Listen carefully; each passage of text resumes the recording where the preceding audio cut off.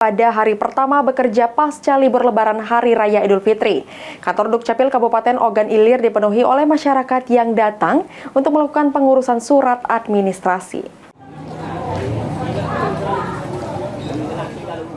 Sejumlah masyarakat melakukan permohonan surat administrasi di kantor pelayanan Dukcapil Ogan Ilir hingga membuat ramai kantor Dukcapil membludak di hari pertama kerja.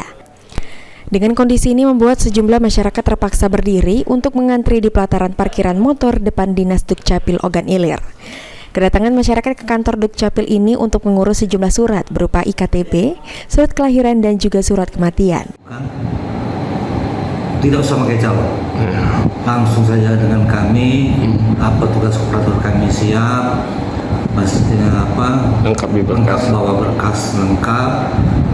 Dan itu tidak dipungut biaya sama sekali, alias gratis. Itu juga perintah Bupati, jangan sampai ada yang mengambil-ngambil, itu tidak ada. Kita gratis, tidak ada biaya-biaya administrasi yang lain-lain. Walaupun membludak, pelayanan kepada masyarakat yang datang tetap dilakukan seperti hari kerja biasanya dari pukul 8 hingga pukul 16.00 waktu Indonesia Barat.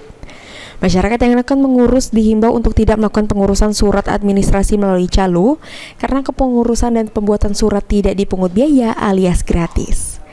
Ahmad Romawi, PAL TV.